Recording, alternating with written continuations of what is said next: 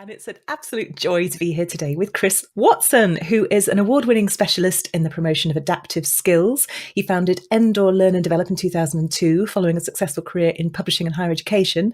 He is incurably curious about all aspects of organisational behaviour, and his aim is to strengthen relationships in the workplace by sharing straightforward solutions. He's also the author of Upskill, 21 Keys to Professional Growth. So congratulations, Chris, and welcome to the show. Really looking forward to our conversation. This is going to be really fun, actually, because I'm going to ask you, it's one of those things when you ask a question and you kind of already know the answer, but I can't wait to hear it from your side. So, Chris, tell us how this book came about. Right, well, for the last 25 years, I've worked in and been fascinated with behaviourally based learning and development. And so the driver for this interest was shaped by my own experiences as an HR practitioner back in the 90s, working for a number of large, complex organisations. And during this time, I heard about something called the Peter Principle. It's after a book actually by Lawrence J. Peter. And the Peter Principle, I don't know if you've heard of it, Alison. Well, I have in the context of the Paula Principle, interestingly. We had Tom Schuller on the podcast a little while ago. I hadn't heard of it until then. Ah, right. Well, just linking back to that then, for people that don't know it, it's a term used to describe the rather disappointing phenomena where in many organisations, particularly hierarchical ones, people tend to get promoted right up to the level of their own incompetence. So what that means is they reach a level where they're no longer able to perform effectively in a new role, so end up getting stuck at that level. Now, looking into it, invariably this is because the skills of one job don't always translate easily to another. And I'm sure a lot of listeners will sort of relate to this when you've had a supposed magic weekend, I think they're called, whereby someone's really, really effective in role. They're good as an operator, or they're good on the tools, whatever it is. Then they go away for a weekend. They've been promoted, and on the Monday, they're supposed to be really effective as a supervisor, a line manager, and the skills of one don't always translate to the other. Yeah, we've all been there. We've known people who've almost been destroyed personally because they were used to being really, really good at their job, and then they're put in a different role where they don't get to do the job they love anymore. They get to do a completely different set of skills that they have no aptitude for and no training in. That's it in a nutshell. And I remember even back then thinking, wouldn't it be helpful if somehow could anticipate the key skills that would be needed in the future to support people's professional growth, i.e. the skills and approaches which are associated with successful outcomes at work? So fast forward, I suppose, to 2002, and I launched Endor Learn Develop, and I became even more curious as to what these transferable skills might be, and if it was possible to identify them. We applied to the European Regional Development Fund to gain a bit of financial support to set sail on a large 10-year longitudinal study to identify these adaptive work practices. And during this, what became, we call it the Language of Work project, we got feedback from over 8,000 businesses in the UK, a tremendous representative sampling of all sorts of diverse organisations. And they included everyone you could think of, really, from sort of Virgin to the NHS, the police service, SMEs. So we were sort of quite confident that we were getting a good enough insight in terms of the state of play and what organisations were interested in terms of the adaptive skills that they most valued in their own employees. And I'm guessing this is even more important these days because when you go into a job, you actually don't know what role you're going to be doing in 10 years' time. Things are moving so fast. So those adaptive skills become more and more core to surviving. Absolutely. Indeed, many of the roles that people will be gravitating towards actually don't even exist at the time that they're setting sail on their careers. So, trying to anticipate actually what really does make a difference, seemed a worthwhile pursuit. Yeah.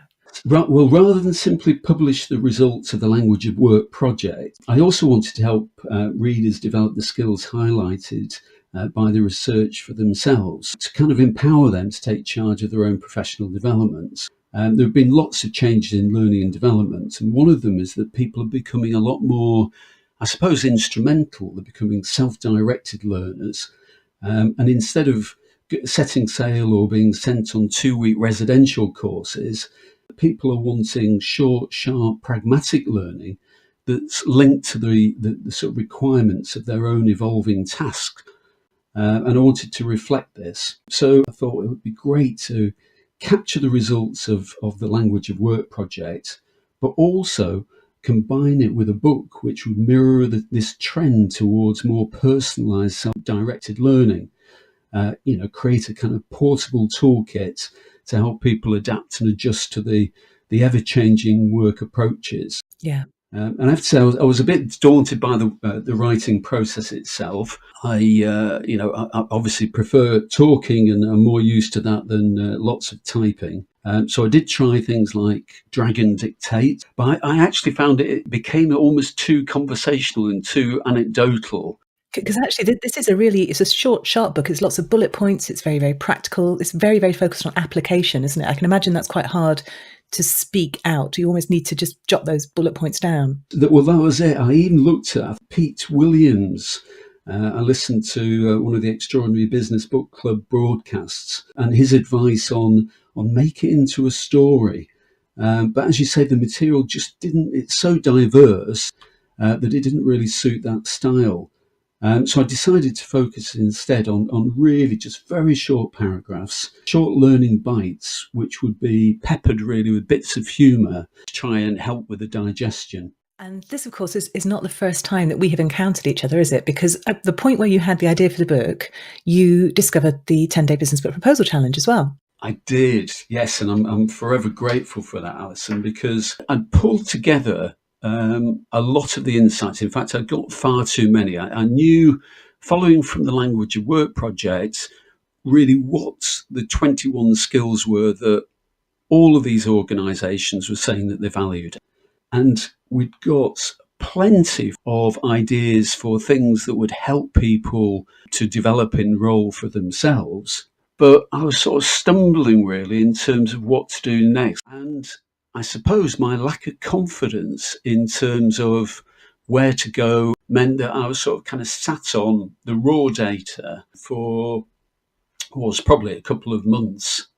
And as you say, then all of a sudden I saw a post where someone had referred to the business book challenge, and it really did act as a sort of galvanizer, pulling my thoughts together in terms of trying to create, I suppose, a document that could articulate the, not complexities, but the background and the opportunities provided by the book, but also pose it in a way that might be attractive to potential publishers. It's exactly what I gained from the experience. Was that ability just to pull it all together into a document that pitched it? Yes, yeah, and as well, I think the camaraderie of sort of sharing experiences with other nascent authors who are interested in publishing specifically a business book, and who are also gingerly walking toward moving it forward, and learning from each other. So it was terrific. Oh, it's really good to hear, and it's it's not. I've heard this a few times from different people, but it's great that there's that mix, as you say, of the kind of the deep work that you do yourself and the thinking that you bring to it, and that sense of other people kind of in there with you. And it's terrific. It's really, really good to hear, and I love that there's so many books now out in the world that have come out of that challenge. It's just a joy. Tell us specifically a bit more about the 21 skills that you identified here. Obviously, you did, and I remember during the proposal challenge, you having to kind of hack it down because less is more. What did the 21 that made the cut have in common? And, and how did you, what kind of criteria did you use to narrow them down? Well, we created an online survey for all the businesses that participated and asked them what really were the skills in their organisation that made a difference. By difference, mean that which are the skills that could be easily transferred into other roles, just linking back to the Peter principle, but also the skills that actually seem to be associated with successful outcomes in role, regardless of your seniority, regardless of where you are in an organisation, and indeed regardless of role title. And actually, once you start to become a bit reductive and sort of think about cutting out the specifics and the technical aspects of a role, all of which can often be trained, then it becomes much more about the way that people go about what they do. So just sort of providing that as a guide for employers. What was really surprising was that there was such consistency in terms of the 21 skills that they were saying. So give us an example of one of those core skills so that people can get a sense of what the book covers. Fundamental one of the ones that comes up really quickly as number one on most surveys, for example, in organizations, is around constructive communication, the way that people engage and link up with people.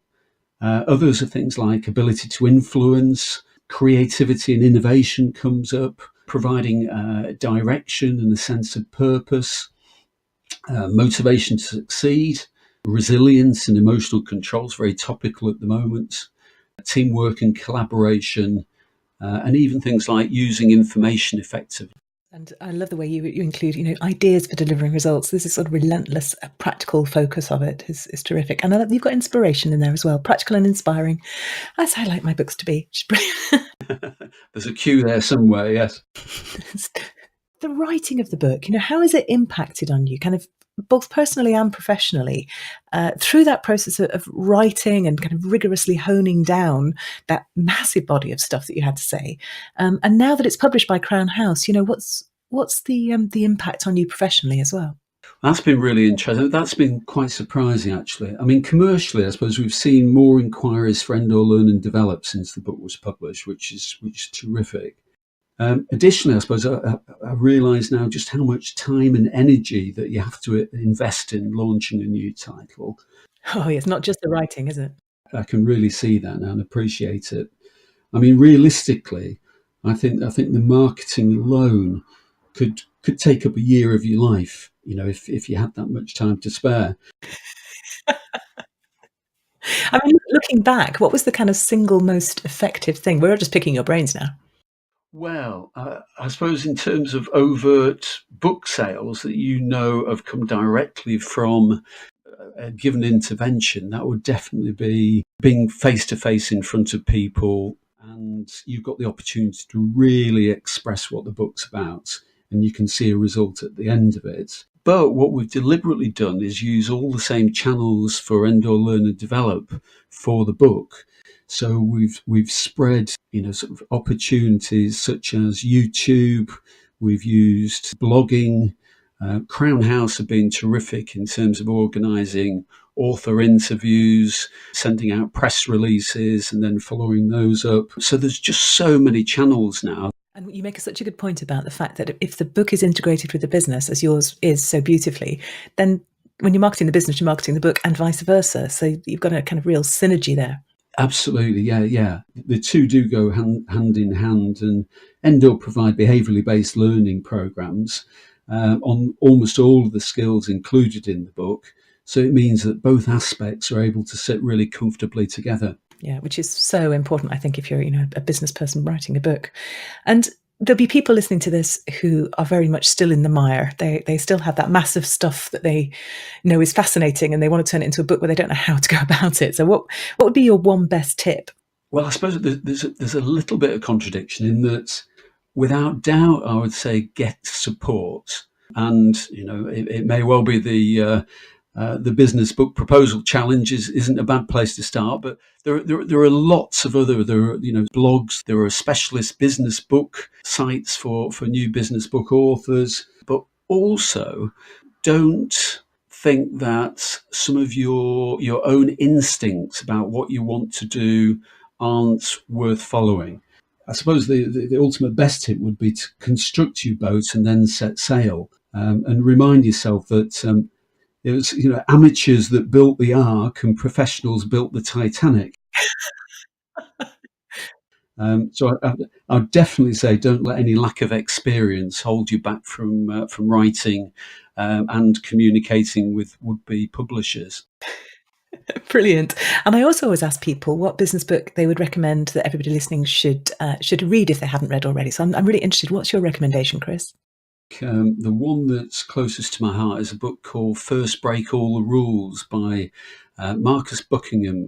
Oh, I haven't read that one. Thank you. I like the fact that it does challenge conventional wisdom, if you like, around learning and development and around management practices. And it really is a revelation for anyone that's interested in either of those subjects.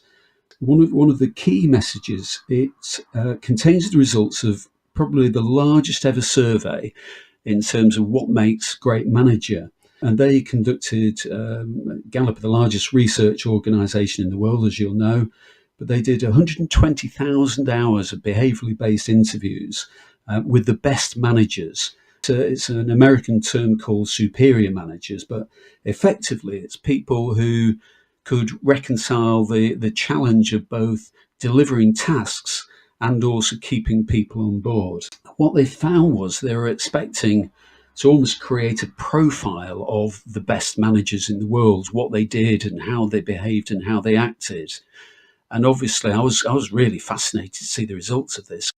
But instead of finding out that great managers were great at this part of developing teams, they communicated in this way, they motivated people in this way, they actually saw no consistencies whatsoever, which was quite staggering, really. There were no common elements in terms of all of the key competencies that they were expecting to uncover. So they were about to shut the door on what was ended up being one of the most expensive surveys ever to be undertaken, and really resulting in very little, sort of tangible results, when one young researcher noticed that one word was being spoken about consistently in all of the so-called superior managers, and it was bleeding into their dialogue and into the way they described what they did, but was absent in all the managers that were either really, really effective at managing tasks or really, really effective at managing just people. It's the one word that kept coming up. All of these superior managers individualized what they did. So they recognized that, yes, it is important to share tasks. It is important to share goals with their people. It is important to motivate and keep them on board. But the way that they went about it was they were smart enough to recognize that when they were talking to Alison or talking to Peter, they maybe needed to apply different levers to make it appealing and to get them on board. And it's common sense, really, isn't it? I think emotionally intelligent people do that naturally anyway.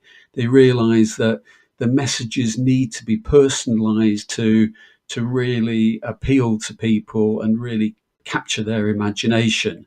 But what seems to happen is some people who are less successful at reconciling sometimes, both people and task concerns, tend to just sort of stick with one blunt instrument or one way of pushing things forward, and that can push certain people away. Yeah. What it suggests is, first of all, there isn't just one way to manage, as indeed there isn't just one way to be a receptionist or one way to be an author. Any job, there's a variety of ways. Certainly, there are some skills that are advantageous, but none that you have to do it in this particular fashion. Otherwise, you're not going to succeed in role. And I think that's quite refreshing. Linking right back to things like the Peter Principle, there's, for so long, there's been this misnomer that competency frameworks are the way forward in terms of developing people, whereby you look at the role, an organization decides what are the characteristics and what are the skills that will automatically lead to success in a role. And they try to push people into a particular shape based on maybe some arbitrary profile that was undertaken years ago. And what First Break All the Rules suggests instead is that, well, actually, shouldn't we now, with the speed of change, shouldn't we be looking at the tasks that people are undertaking, because they're moving so quickly and they're so dynamic? And instead of trying to fit people into a role, let's look at the tasks that they're required to undertake, the projects that they're working on, and find quick and effective ways to get them to upskill So they're really capable, and they can sort of maybe manage some of that personal and professional development for themselves, and then move on with speed onto the next project. Yeah, because we're all driving forward by looking backward. Brilliant. And I love the way that brings it neatly around back to your book as well. I can exactly see where that inspiration kicked in for you. Fantastic. So, Chris, if people want to find out more about you, more about Endor, where should they go? Well, if they're anywhere in Lincolnshire, why not pop in for a coffee and a chat at either the Lincoln or Scunthorpe office? The kettle is always on and the door is open. Alternatively, for the more geographically challenged, why not visit the website? So it's endorlearning.com. If you enjoy videos, have a look on the YouTube channel, and I'm available on hello@endorlearning.com. Brilliant. And I'll put those links up. I love the fact that anybody not in Lincolnshire, particularly not in Scunthorpe, is geographically challenged. That's absolute magic. Lovely to talk to you, Chris, and really lovely to hear the story behind the book, beyond what I saw in the proposal challenge as well. I feel like I've sort of got a complete view of it now. Thank you so much for your time today. Great talking with you, Alison.